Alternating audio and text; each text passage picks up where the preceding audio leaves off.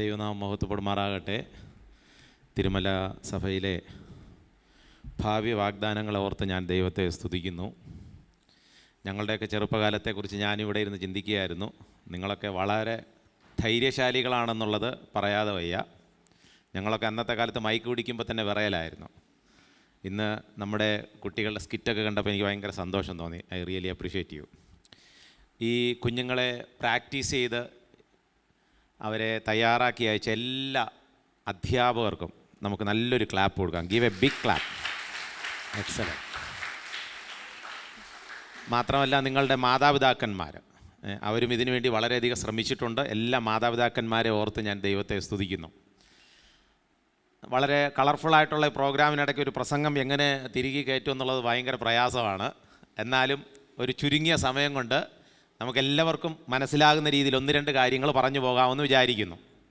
ഇന്ന് രാവിലെ യോസേഫിൻ്റെ ജീവിതത്തെക്കുറിച്ചായിരുന്നല്ലോ നമ്മൾ കേട്ടത്. യോസേഫിനോടൊപ്പം ദൈവം യഹോവയുണ്ടായിരുന്നു എന്നുള്ളതാണ്. എന്നാൽ ഇന്ന് ഞാൻ ഈ സമയത്ത് ദാവീദിലേക്ക് നിങ്ങളുടെ ചിന്തകൾ കൊണ്ടുപോവുകയാണ്. സാധാരണ ഈ നാളുകളിൽ എല്ലാ മാതാപിതാക്കന്മാരും നേരിടുന്ന ഒരു പ്രധാനപ്പെട്ട പ്രശ്നമാണ് കുട്ടികളുടെ ഭാവിയെക്കുറിച്ച്. ഇവർക്ക് ഏത് തൊഴിൽ മേഖലയിൽ എത്തിക്കണമെന്നുള്ളതിനെക്കുറിച്ച്, പ്രത്യേകിച്ച് കുട്ടികളുടെ കരിയർ മേഖലയെക്കുറിച്ച്. കുട്ടികളായിരുന്നാലും അല്പം ആശങ്കകൾ അവർക്കുണ്ട്. ഏതാണ്ട് ഒരു 13 വയസ്സൊക്കെ കഴിയുമ്പോൾ തന്നെ കുട്ടികൾക്ക് അടുത്ത് എന്ത് ചെയ്യണം, അല്ലെങ്കിൽ ഭാവിയിൽ ഏത് തൊഴിൽ മേഖലയിലെത്തണം എന്നുള്ളതിനെക്കുറിച്ചുള്ള ആശങ്കകൾ കുട്ടികൾക്കും ഉണ്ടായിരിക്കുമല്ലോ. എന്നാൽ അതിനെല്ലാം ചുരുക്കി അല്പം ഒരു ഒരു ഒരു ആശയം മാത്രം പങ്കുവയ്ക്കാമെന്ന് വിചാരിക്കുകയാണ്. ഫസ്റ്റ് ശമൂവേൽ 1 ശമൂവേൽ 16 അധ്യായത്തിലേക്ക് ഞാൻ നിങ്ങളുടെ ശ്രദ്ധ തിരിക്കുന്നു. 1 ശമൂവേൽ 16 അധ്യായം. അവിടെ ദാവീദ് എന്ന വ്യക്തിയെ അഭിഷേകം ചെയ്ത് ഒരു രാജാവാക്കുന്നതിന് ശമൂവേലിനെ അയക്കുകയാണ് ദൈവം. എന്നാൽ ഈ ദാവീദ് എന്നുള്ള ആ വ്യക്തിക്ക് ഒരിക്കൽ പോലും അറിയത്തില്ലായിരുന്നു താൻ ഭാവിയിൽ ഒരു രാജാവാകുമെന്ന്. ഒരിക്കൽ പോലും അറിയത്തില്ലായിരുന്നു. എന്നാൽ അതിനു മുൻപ് പ്രവചനങ്ങളുണ്ട് എന്നുള്ളത് നമുക്ക് മനസ്സിലാക്കാനായിട്ട് സാധിക്കും. ദാവീദിലൂടെ കർത്താവായ യേശുക്രിസ്തു എന്നുള്ള സംവിധാനം. പക്ഷേ ദാവീദിന് ഒരിക്കലും അറിയത്തില്ല താൻ രാജാവാകുമെന്നുള്ളത്. അപ്പോൾ തൻ്റെ കരിയറിനെ കുറിച്ച് ദാവീദ് ഭാവിയിൽ എവിടെ എത്തിച്ചേരണമെന്ന് ദൈവത്തിന് കൃത്യമായ പദ്ധതി ഉണ്ടായിരുന്നു എന്ന് നമുക്ക് മനസ്സിലാക്കാം. അപ്പോൾ അവിടെ നിന്നുകൊണ്ട് നമ്മൾ ഒരു വാക്യം നമുക്ക് വായിച്ച് കേൾക്കാം. 16 അധ്യായത്തിൻ്റെ 1 വാക്യം. 16 അധ്യായത്തിൻ്റെ 1 വാക്യം.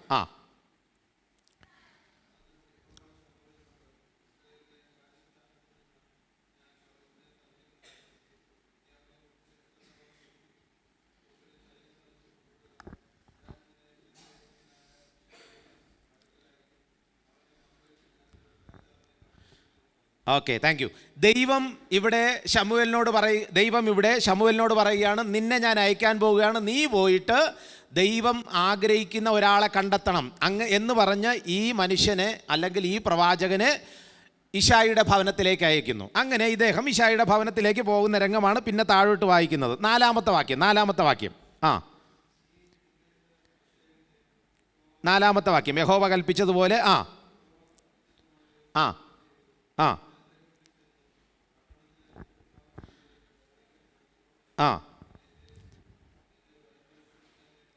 ഓക്കെ. ഇനി അങ്ങോട്ടുള്ളതെല്ലാം ചോദ്യമായിരിക്കും. ഞാൻ അതുകൊണ്ടാണ് ഈ കോഡ്ലെസ് മൈക്ക് തന്നെ എടുത്തത്. യഹോവ കൽപ്പിച്ചതുപോലെ വായിച്ചോ ബാക്കി. ഇദ്ദേഹം യാത്ര പുറപ്പെട്ടു. ആ വാക്യം. യഹോവ കൽപ്പിച്ചതുപോലെ ശമൂവേൽ ചെയ്തു. ബത്ലഹേമിൽ ചെന്നു. പട്ടണത്തിലെ മൂപ്പന്മാർ അവരിൻ്റെ വരവെങ്കിൽ വിറച്ചും കൊണ്ട് അവനെ എതിരേറ്റു. ഒറ്റ ചോദ്യം, ഒറ്റ ഉത്തരം. ഈ വാക്യത്തിൽ നിങ്ങൾക്ക് ഏറ്റവും ഇഷ്ടപ്പെട്ട ഒരു വാക്ക് പറയുക. കണ്ടുപിടിച്ച് പറ. യഹോവ എന്നുള്ള വാക്കുണ്ട്, വരവുണ്ട്. നിങ്ങൾക്ക് ഇഷ്ടപ്പെട്ട വാക്ക്, അവരവർക്ക് ഇഷ്ടപ്പെട്ടത് പറയാം. ആർക്കാണ് വിറയൽ ഇഷ്ടപ്പെട്ടത്? ആർക്കാണ്? വിറച്ചു. വേറെ? ശമൂവേൽ ചെയ്തു. വേറെ? വേറെ? യെസ്, സഹോദരിമാർക്ക് ഇവിടെ ഈ സെഷനിൽ സഹോദരിമാർക്ക് സംസാരിക്കാം. No problem. ഏത് വാക്കാ? ദൈവത്താൽ അയക്കപ്പെട്ട ഒരാൾ വരികയാണ്. ഇത് കണ്ടപ്പോൾ അവിടെയുള്ള മൂപ്പന്മാർ വിറച്ചു എന്നൊരു വാക്ക് എന്നെ വല്ലാതെ അങ്ങ് ചിന്തിപ്പിച്ചു.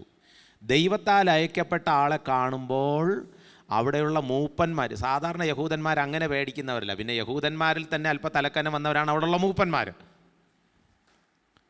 പക്ഷേ ഈ ദൈവദാസനെ കണ്ടപ്പോൾ അവർ വിറച്ചു എന്നാണ്. ഇവിടെ ഒരു പ്രത്യേക കാര്യം കുഞ്ഞുങ്ങളോട് പറഞ്ഞ് ഞാൻ മുന്നോട്ട് പോകണം. കുഞ്ഞുങ്ങളെല്ലാം ശ്രദ്ധിച്ചോണം. നമ്മളുടെ മാതാപിതാക്കന്മാരെ കാണുമ്പോൾ വേണ്ട രീതിയിൽ പരിഗണിക്കുന്ന റെസ്പെക്റ്റ് അവർക്ക് കൊടുക്കാൻ ദൈവം നമ്മിൽ നിന്ന് പ്രതീക്ഷിക്കുന്നുണ്ട്. നമ്മളെല്ലാവരും നമ്മുടെ മാതാപിതാക്കന്മാരെ ബഹുമാനിക്കണമെന്ന് ദൈവം പ്രതീക്ഷിക്കുന്നുണ്ട്. 10 കൽപ്പനകളിൽ വാഗ്ദത്തത്തോടുകൂടിയ ഒരു കൽപ്പനയുണ്ട്. എന്താണ് 10 കൽപ്പന മൊത്തം എത്ര എണ്ണം ഉണ്ട്? 10 കൽപ്പന മൊത്തം എത്ര എണ്ണം ഉണ്ട്? ആലോചിച്ച് പറഞ്ഞാൽ മതി, സമയമുണ്ട്. 10 കൽപ്പന മൊത്തം എത്ര എണ്ണം ഉണ്ട്? 10 ഉള്ള മൊത്തം എത്ര എണ്ണം ഉണ്ട്? പഴയ നിയമത്തിലും പുതിയ നിയമത്തിലും ഡിസ്കഷൻ നടക്കുകയാണ്. അപ്പം മൊത്തം 10 ഉള്ളൂ. അതിൽ വാഗ്ദത്തത്തോടു കൂടിയ ഒരു കൽപ്പനയുണ്ട്. അതെന്താണ്?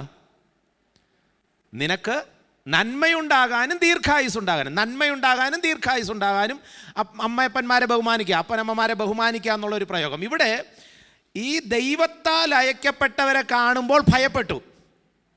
മാതാപിതാക്കന്മാർ ദൈവത്താൽ അയക്കപ്പെട്ടവരാണെന്നുള്ള ചിന്ത മക്കളെ നമുക്കുണ്ടാകണം. ദൈവമാണ് അവരെ എനിക്ക് നൽകിയത്.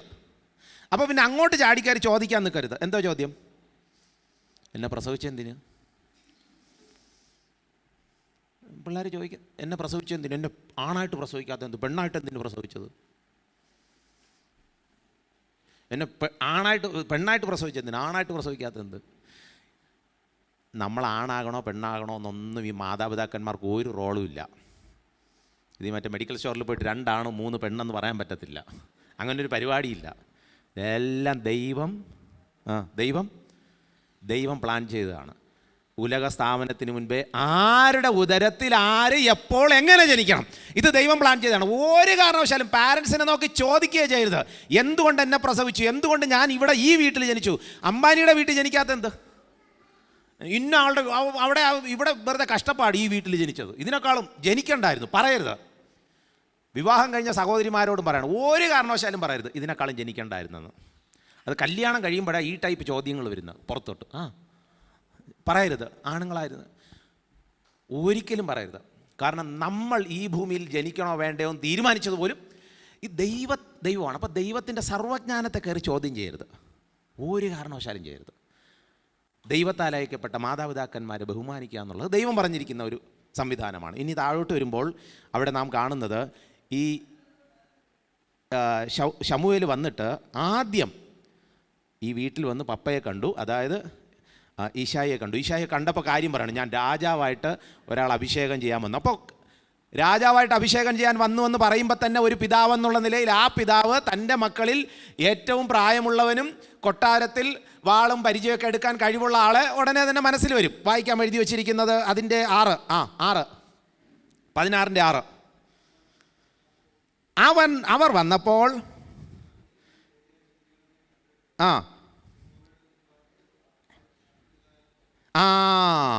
ഈ മൂത്തവനെ കൊണ്ടുവന്നപ്പോൾ ഇത് തന്നെയാണ് ദൈവത്താൽ തിരഞ്ഞെടുക്കപ്പെട്ടതെന്ന് പറഞ്ഞിട്ട് മൂത്തവനെ അങ്ങ് അഭിഷേകം ചെയ്യാൻ പോയി. അപ്പോൾ ദൈവം പറഞ്ഞു നോ. കാരണം ഈ കാഴ്ചയിൽ ഒരു ലുക്കുണ്ട്. ആരെ കണ്ടാൽ, മൂത്ത ആളെ കണ്ടാൽ ഒരു ലുക്കുണ്ട്. ഈ പലപ്പോഴും നമ്മൾ ലുക്ക് നോക്കിയാൽ തീരുമാനിക്കുന്നത് കൊള്ളാമോ വേണ്ടതെന്ന്. മൂത്തവനെ കാണുമ്പോൾ ഒരു രാജാവാകാനുള്ള ലുക്കുണ്ട്. ഇപ്പോൾ ഇങ്ങോട്ട് വാ അധ്യക്ഷൻ, വാ ഇങ്ങോട്ട്. ഞങ്ങളിൽ ആരാണ് ആത്മീയൻ? ഞാൻ വെള്ള ഉടുപ്പിട്ട് മീശയില്ല. നിങ്ങൾ ആലോചിച്ച് ഉത്തരം പറയണം. ഇതാണെങ്കിൽ കറുത്ത ഉടുപ്പും നേരെ താടിയും മീശയും.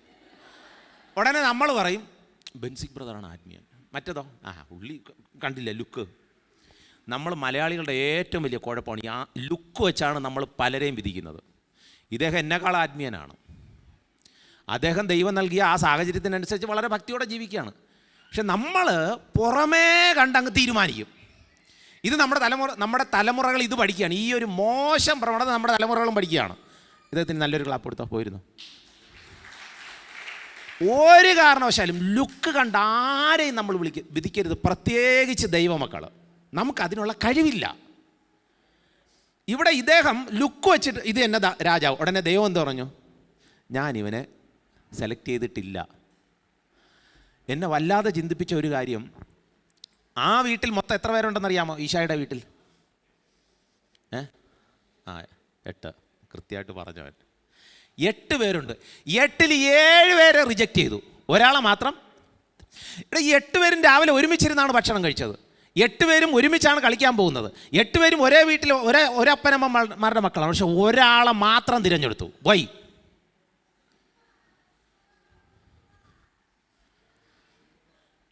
ചിലരെ റിജക്റ്റ് ചെയ്യും, ചിലരെ ദൈവം തിരഞ്ഞെടുക്കും.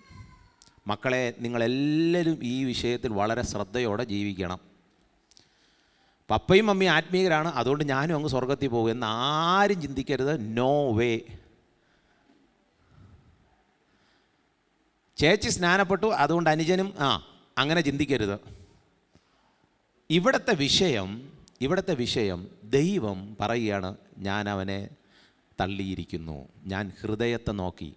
ഈ 8 പേരിലും ഒരുത്തൻ്റെ ഹൃദയം മാത്രമേ കൊള്ളാവൂ. ഒരേ വീട്ടിൽ താമസിച്ചതിൽ 7 പേരുടെ ഹൃദയം മോശമായിരുന്നു എന്നൊരു ആശയം അതിനകത്തുണ്ട്.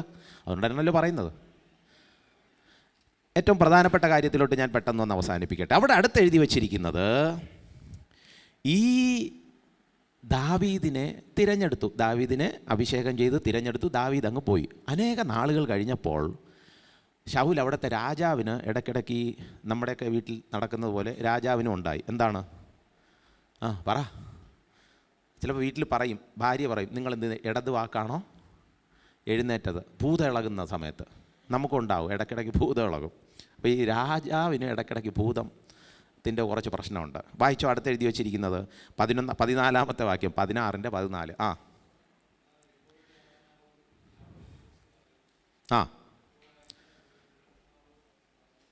ദുരാത്മാവ് വന്ന് ബാധിച്ചു.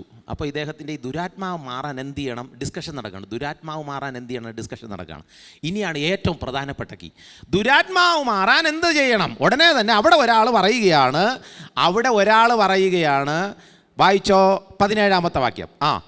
ശൗൽ തൻ്റെ ഭൃത്യന്മാരോട് കിന്നര വായനയിൽ നിപുണനായ ഒരുത്തനെ അന്വേഷിച്ച് കൊണ്ടുവരുമെന്ന് കൽപ്പിച്ചു. അവിടുത്തെ റിക്വയർമെൻ്റ് എന്ന് പറഞ്ഞാൽ കിന്നര വായനയിൽ നിപുണനായിരിക്കണം, കിന്നര വായനയിൽ എക്സ്പേർട്ടായിരിക്കണം. ഇതാ പറഞ്ഞത്. കുട്ടികൾ ശ്രദ്ധിച്ച് കേട്ടോണം. ഇന്നത്തെ കാലത്ത് കരിയർ മേഖലയിൽ ഏറ്റവും ദൈവം ആഗ്രഹിക്കുന്ന നിലവാരത്തിൽ എത്തിച്ചേരണമെങ്കിൽ നിങ്ങൾ മൾട്ടി ടാലൻറ്റഡ് ആയിരിക്കണം. കിന്നര വായനയിൽ നിപുണനെ കൊണ്ടുവരാൻ പറഞ്ഞത്. പക്ഷേ ഒരാൾ ഉടനെ പറയണം, എനിക്കൊരാളെ അറിയാം. ആരെ അറിയാം? വായിച്ച തൊട്ടടുത്ത് എഴുതി വച്ചിരിക്കുന്നത് അതിൻ്റെ 18-ാമത്തെ വാക്യം.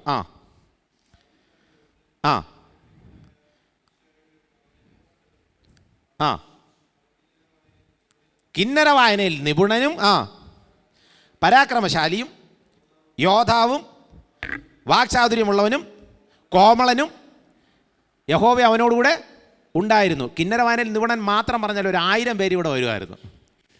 അപ്പോൾ ഒന്നിലധികം ടാലൻറ്റഡ് ആയിട്ടുള്ള ഒരാളെ കൃത്യമായിട്ട് പിക്ക് ചെയ്തു. ദൈവം നമുക്കെല്ലാവർക്കും ഒന്നിലധികം കഴിവുകൾ തന്നിട്ടുണ്ട്. അത് കൃത്യമായി മനസ്സിലാക്കാൻ മക്കളെ നമുക്ക് സാധിക്കണം. ഇനി ഇവിടുത്തെ കാര്യത്തിലോട്ട് വരികയാണ്. ദൈവം പറഞ്ഞു കിന്നര വായനയിൽ നിപുണൻ. ഉടനെ പറഞ്ഞു, അത് ഇശായിയുടെ മകൻ ഒരാളുണ്ട്, പുള്ളി കിന്നര വായനയിലൊക്കെയാണ്. ഈ ദാവീദ് എങ്ങനെയാണ് കിന്നര വായനയിൽ നിപുണനായത്? എങ്ങനെയാണ് ഇദ്ദേഹം നല്ല എക്സ്പേർട്ടായത് കിന്നര വായനയിൽ? ഏത് മ്യൂസിക് കോളേജിലാണ് ഇദ്ദേഹം പോയത്? ഒരിടത്തും പോയില്ല. പിന്നെ എങ്ങനെ നിപുണനായി? How he became expert? എങ്ങനെ? പ്രാക്ടീസ് ചെയ്തു. Okay, very good. അടുത്ത ചോദ്യം. അപ്പോൾ ഇനി അങ്ങോട്ടായിരിക്കും ചോദ്യം മുഴുവൻ. ഒരാൾ ഏറ്റവും നല്ല ശ്രദ്ധയോടെ പ്രാക്ടീസ് ചെയ്യുന്ന എപ്പോഴാണ്? ഒരാൾ ഏറ്റവും ശ്രദ്ധയോടെ പ്രാക്ടീസ് ചെയ്യുന്നത് എപ്പോഴാണ്? ഇൻട്രസ്റ്റ്. വേറെ ഒന്നുകൂടെ, നിങ്ങൾ ഏറ്റവും ശ്രദ്ധയോടെ പാട്ട് പാടുന്നത് എപ്പോഴാണ്? കോമ്പറ്റീഷന് ആണല്ലോ, കോമ്പറ്റീഷന്. എന്തുകൊണ്ട് നിങ്ങൾ കോമ്പറ്റീഷന് ഭയങ്കര ശ്രദ്ധയോടെ ചെയ്യുന്നു? ജയിക്കാൻ. തോറ്റാൻ എന്താ കുഴപ്പം? ജയിക്കാൻ, കയ്യടി കിട്ടാൻ. എന്തുകൊണ്ട് കയ്യടി കിട്ടാൻ നിങ്ങൾ അത്രയും ശ്രദ്ധയോടെ ചെയ്യുന്നു? കാരണം നിങ്ങളുടെ മുൻപിൽ ഓഡിയൻസ് ആരാണ്? ഇനി ദാവീദ് ഇത്രയും ശ്രദ്ധയോടെ കിന്നരം വായിക്കുമ്പോൾ ദാവീദിൻ്റെ മുൻപിൽ ഓഡിയൻസ് ആരാണ്? ആടുകൾ. ദാവീദ് ഓരോ പാട്ട് പാടി കഴിഞ്ഞതിന് ശേഷം ആടുകൾ എങ്ങനെ ദാവീദിനെ അപ്രിഷ്യേറ്റ് ചെയ്യുന്നത്? രണ്ട് ബാ വയ്ക്കും, ആണല്ലോ. അങ്ങനെയാണെങ്കിൽ നീ ചിന്തിച്ചേ, ദാവീദ് ഓരോ പാട്ടിനും കോഡുകൾ വായിക്കുമ്പോൾ ദാവീദിൻ്റെ മനസ്സിൽ എന്താണ് മെയിനായിട്ട് വരാൻ വരുന്ന കാര്യം എന്തായിരിക്കും?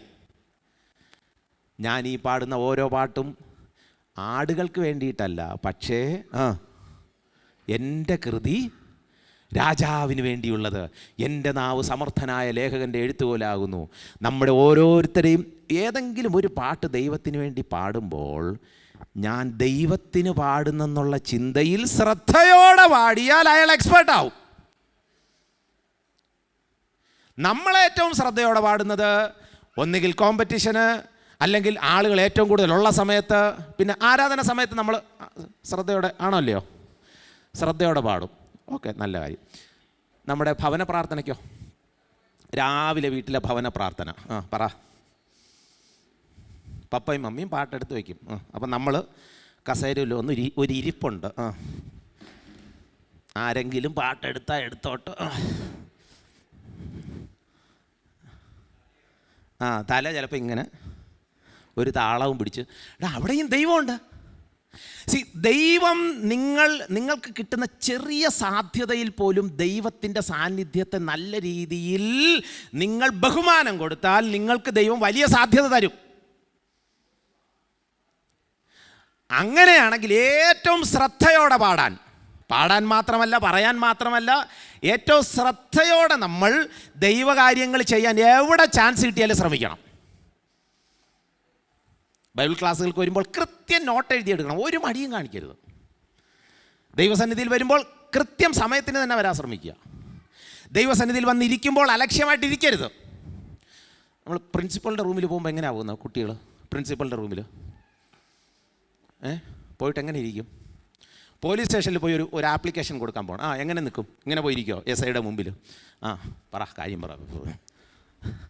അവിടെ നമ്മൾ ആണോ അല്ലയോ പ്രിൻസിപ്പളിൻ്റെ മുമ്പിൽ? അപ്പോൾ ലോകത്തിലെ സിസ്റ്റത്തിനെ നമ്മൾ ബഹുമാനിക്കുകയാണെങ്കിൽ ദൈവസന്നിധിയിൽ വരുമ്പോൾ എത്രയോ ബഹുമാനത്തോടുകൂടെ ദൈവസന്നിധിയിൽ ഇരിക്കണം. ഇവിടെ ദാവീദ് ചെയ്ത ഒരു കാര്യം അതാണ്. ചുറ്റും നോക്കുമ്പോൾ ആടുകൾ മാത്രമേ ഉള്ളൂ. അവിടെ പോലും ഓരോ പാട്ടും തെറ്റാതെ, കോഡുകൾ തെറ്റാതെ വായിച്ച ഇദ്ദേഹത്തിന് സ്വർഗത്തിലെ ദൈവം മാനിച്ച് നേരെ കൊണ്ടെത്തിച്ചു രാജകൊട്ടാരത്തിൽ. കിന്നര വായനയിൽ നിപുണനായിരുന്നു. അവിടെ എഴുതി വച്ചിരിക്കുന്നത് കിന്നര വായനയിൽ നിപുണനും അടുത്ത പരാക്രമശാലിയും. ദാവീദ് പരാക്രമശാലിയാണെന്ന് ആളുകൾ മനസ്സിലാക്കിയപ്പോഴാണ് ദാവീദ് ഒരു കഥ പറഞ്ഞു. ഗോലിയാത്തിനെ കൊല്ലുന്ന സമയത്താണ് ലോകം അറിയുന്നത്. ദാവീദ് ഗോലിയാത്തിനെ കൊന്നപ്പോൾ നാട്ടുകാരെല്ലാം കൈയടിച്ചു. പക്ഷെ ദാവീദ് അതിനു മുൻപേ ഒരു യുദ്ധം നടത്തിയിരുന്നു. എവിടെ വെച്ച? ആരുമായിട്ട്? സിംഹത്തെയും കരടിയെയും നേരിട്ട സംഭവം. അത് ആളുകൾ അറിഞ്ഞപ്പോഴാണ് ഗോലിയാത്തിനെ കൊല്ലുന്നതിന് മുൻപ് ദാവീദ് വന്ന് ആ കഥ പറഞ്ഞു. ഇനി ശ്രദ്ധിച്ച് കേട്ടോണം. ഈ സിംഹത്തെയും കരടിയെയും കൊല്ലാനാണോ സ്ട്രഗിള് കൂടുതൽ? ദാവീദിന് ഗോലിയാത്തിനെ കൊല്ലാനാണോ സ്ട്രഗിള് കൂടുതൽ? ആരെ നേരിടാനാണ് ഏറ്റവും ഡേഞ്ചർ? ഇങ്ങോട്ട് വാ. ബൈബിൾ വെച്ചിട്ട് ഇങ്ങോട്ട് വാ. ഇങ്ങോട്ട്. ഞാൻ ഇപ്പോൾ ഒരു ഇടി തരും. അപ്പോൾ കരാട്ടെല്ലാം പഠിച്ചിട്ടുണ്ടോ? ആളെ മാറ്റിയിരിക്കുന്നു, വേറെ ആള്. നിപ്പ് കണ്ടപ്പോഴേ എനിക്ക് തോന്നി ഇത് വെറുതെ ഒരു രസത്തിനാണ്. നേരത്തെ പറഞ്ഞു വയ്ക്കും. അപ്പം ഞാൻ ഇങ്ങനെ ഒരു ഇടി തരാൻ പോവുകയാണ്. അപ്പം എന്ത് ചെയ്യും? എങ്ങനെ മാറും? ഒന്നുകിൽ പുറകോട്ട് മാറും. ഞാൻ ഇങ്ങനെ അടിക്കുകയാണ്, ഇങ്ങനെ മാറും. ഇനി ഞാൻ ഇങ്ങനെ ഒരു തട്ട് തരാൻ പോവുകയാണ്. അപ്പോൾ എന്ത് ചെയ്യും? കൈ ഇങ്ങനെ. അതായത് എവിടെ നിന്ന് ആക്രമണം വന്നാലും ഇദ്ദേഹത്തിന് പ്രതിരോധിക്കാൻ പറ്റും. കാരണം ഇദ്ദേഹത്തിന് അറിയാം ഞാൻ എവിടെ കൂടെയാണ് ആക്രമിക്കുന്നതെന്ന്. ഇനി കരടി വന്ന് ചാടിയാലോ? ഓടും. വേറെ എന്തോ ചെയ്യാൻ? കരടി വന്ന് ചാടിയാൽ കരടി എവിടെ കൂടെ പിടിക്കുമെന്ന് അറിയാൻ പറ്റുമോ? അപ്പോൾ ഈ യുദ്ധത്തിൽ ഏറ്റവും സ്ട്രഗിൾ ആരുമായിട്ടുള്ള യുദ്ധമാണ്? കരടിയും. അതെവിടാ സംഭവിച്ചത്? അത് കാടിനുള്ളിലാണ്. നമുക്കെല്ലാവർക്കും 2 ടൈപ്പ് യുദ്ധങ്ങൾ നടക്കും, ശ്രദ്ധിച്ച് കേട്ടോണം. ഒന്ന് പബ്ലിക്കായിട്ടുള്ള യുദ്ധം, ഗോലിയാത്ത്. 2 കരടിയും സിംഹവുമായിട്ടുള്ള സീക്രട്ട് യുദ്ധങ്ങൾ. നമ്മളെപ്പോഴും പരാജയപ്പെടുന്നത് ആരുമായിട്ടുള്ള യുദ്ധത്തിലാണ്? സീക്രട്ട് ലൈഫിലെ യുദ്ധത്തിലാണ്. അവിടെ പരാജയപ്പെട്ടിട്ട് കല്ലും കൊണ്ടുവന്ന് നിന്നിട്ട് ഒരു കാര്യമില്ല. എടാ, സീക്രട്ട് ലൈഫിലെ യുദ്ധത്തിൽ വിജയിച്ചാൽ ഒറ്റ കല്ല് മതി ആരെ വീഴ്ത്താൻ? ഗോലിയാത്തിനെ വീഴ്ത്താൻ. ഞാൻ പറഞ്ഞ മനസ്സിലായോ? ഈ സീക്രട്ട് യുദ്ധങ്ങൾ നടക്കുന്നത് മിക്കവാറും പാരൻസ് വീട്ടിലില്ലാത്തപ്പോൾ നമ്മുടെ റൂമിനകത്തായിരിക്കും. അപ്പോൾ വാട്ട് ഈസ് ക്യാരക്ടർ? പോയിരുന്നവന് സ്വഭാവം എന്ന് പറഞ്ഞാൽ എന്താണ്? ഇദ്ദേഹത്തിന് നല്ലൊരു ക്ലാപ്പ് കൊടുത്തോ. നമ്മുടെ തിരുമല സഭയിലെ കരാട്ടയാണ്. അപ്പോൾ വാട്ട് ഈസ് ക്യാരക്ടർ? ഈ സ്വഭാവം എന്ന് പറഞ്ഞാൽ എന്താണ്? What is character? എന്താണ് സ്വഭാവം? സ്വഭാവം എന്ന് പറഞ്ഞാൽ സിമ്പിളായിട്ട് പറഞ്ഞാൽ when the door is closed how you are. Door close ആയിരിക്കുമ്പോൾ നിങ്ങൾ എങ്ങനെയാണ്, അതാണ് നിങ്ങളുടെ ഒറിജിനൽ സ്വഭാവം. അപ്പോൾ ഇപ്പോഴോ? മമ്മി ഇല്ലാത്തപ്പോൾ, പപ്പ ഇല്ലാത്തപ്പോൾ, ഭാര്യ ഇല്ലാത്തപ്പോൾ, ഭർത്താവില്ലാത്തപ്പോൾ നമ്മൾ ഒറിജിനലി അങ്ങനെയാണ്. ആ യുദ്ധത്തിൽ നമ്മൾ വിജയിക്കണം. അത് വിജയിച്ചാൽ നമ്മൾ പബ്ലിക് ലൈഫിൽ എവിടെയും വിജയിക്കും. ഇവിടെ ദാവീദ് ആ സീക്രട്ട് ലൈഫിൽ വിജയിച്ചു. ഒറ്റ കല്ലുകൊണ്ട് ഈ വലിയ ഗോലിയാത്തിനെ എറിഞ്ഞ് താഴെ ഇട്ടു. 3-ാമത്തെ കാര്യം വായിച്ചു. അവിടെ എഴുതി വെച്ചിരിക്കുന്ന പരാക്രമശാലിയും യോദ്ധാവും പിന്നെ വാക്ചാതുര്യമുള്ളവനും എന്ന് പറഞ്ഞാൽ he was prudent in speech. ഇദ്ദേഹം സംസാരിക്കാൻ തുടങ്ങിക്കഴിഞ്ഞാൽ ഒരു വാക്കും എഡിറ്റ് ചെയ്ത് കളയേണ്ടതില്ല. അത്ര നല്ല എക്സ്പേർട്ടായിരുന്നു ഇദ്ദേഹം സംസാരിക്കാൻ. അതെങ്ങനെ കിട്ടി ഇദ്ദേഹത്തിന്? ഇദ്ദേഹം ഏറ്റവും കൂടുതൽ സംസാരിക്കുന്നത് ആരുമായിട്ടായിരിക്കാം? ആകെ ഇദ്ദേഹത്തിൻ്റെ കൂട്ടുകാരാരാണ്? ആടുകൾ. ഈ ആടുകളുമായിട്ട് എന്താണ് സംസാരിക്കാൻ? അങ്ങനെയാണെങ്കിൽ ഇദ്ദേഹം ഏറ്റവും കൂടുതൽ സംസാരിക്കുന്ന ആരുമായിട്ടായിരിക്കാം? ഇദ്ദേഹം സമയം കിട്ടുമ്പോഴൊക്കെ ഒതുങ്ങി മാറി സ്വർഗത്തിലെ ദൈവവുമായിട്ട് സംസാരിച്ച് രാജാവിൻ്റെ മുൻപിൽ പോലും സംസാരിക്കാൻ എക്സ്പേർട്ടായി. ഇൻ്റർവ്യൂവിനൊക്കെ പോകുമ്പോൾ നല്ലവണ്ണം സംസാരിക്കാൻ പഠിക്കണമെങ്കിൽ ബെസ്റ്റ് മാർഗം ആദ്യം ദൈവമായിട്ട് സംസാരിക്കാൻ പഠിക്കണം. ഇത് ഭക്ഷണത്തിൻ്റെ മുമ്പിൽ ഇരുന്നാൽ പോലും നേരെ പ്രാർത്ഥിക്കാൻ അറിയത്തില്ല. അത് പിന്നെ എങ്ങനെ ശരിയാവും? അപ്പോൾ കിട്ടുന്ന സമയം ദൈവസന്നിധിയിൽ ഒതുങ്ങി മാറിയിരുന്ന് സംസാരിക്കാനായിട്ട് മക്കളെ നമ്മൾ പഠിക്കണം, മാതാപിതാക്കന്മാരെ നമ്മൾ പഠിക്കണം. ഞാനിവിടെ പറഞ്ഞ് അവസാനിപ്പിക്കട്ടെ. ഈ ഒരു ക്വാളിറ്റി നേരെ ഇദ്ദേഹത്തെ കൊണ്ടെത്തിച്ചത്, അവിടെയും ഒരു വാക്ക് പ്രത്യേകം എഴുതി വച്ചിട്ടുണ്ട്. ദൈവം വാക്ചാതുര്യമുള്ളവനും കോമളനുമാകുന്നു. അടുത്ത് യഹോവയും അവനോടുകൂടെ ഉണ്ടായിരുന്നു. ദൈവം ദാവീദിൻ്റെ കൂടെ ഉണ്ടായിരുന്നു. ദൈവം ആഗ്രഹിക്കുന്ന നിലയിൽ ആ രാജ്യത്തിൻ്റെ രാജാവായി ദൈവം അദ്ദേഹത്തെ മാറ്റി. നമ്മുടെയൊക്കെ ജീവിതത്തിൽ കിട്ടുന്ന സമയങ്ങൾ, തരുന്ന ജോലികൾ വിശ്വസ്തമായിട്ട് ചെയ്യുക. മക്കളെ, 1, 2 നമ്മൾ കേട്ടത് അദ്ദേഹം സീക്രട്ട് ലൈഫിൽ ഏത് യുദ്ധവും വിജയിക്കുന്ന ഒരു മനുഷ്യനായിരുന്നു സീക്രട്ട് ലൈഫിൽ. 3 നമ്മൾ കേട്ടത് അദ്ദേഹം കിട്ടുന്ന സമയം ദൈവവുമായിട്ടുള്ള നല്ലൊരു ബന്ധമുണ്ടായിരുന്നു, പ്രയർ ലൈഫ്. ഇങ്ങനെയുള്ള ചെറിയ ചില കാര്യങ്ങളാണ് അദ്ദേഹത്തിൻ്റെ ജീവിതത്തെ ലോകം അറിയുന്ന രീതിയിൽ മാറ്റിയെടുക്കാനായിട്ടുള്ള കാരണം. നമ്മുടെയൊക്കെ ജീവിതത്തിൽ വരും ദിവസങ്ങളിൽ നമുക്കും ദാവീദിനെ പോലെ ഭക്തരായിട്ട് ജീവിക്കാനൊക്കെ സാധിക്കും. ദൈവം നമ്മിൽ നിന്നത് പ്രതീക്ഷിക്കുന്നുണ്ട്. അങ്ങനെ ജീവിക്കുവാൻ കർത്താവായ യേശു ക്രിസ്തു നമ്മളെ സഹായിക്കട്ടെ. ദൈവനാമം മഹത്വപ്പെടുമാറാകട്ടെ.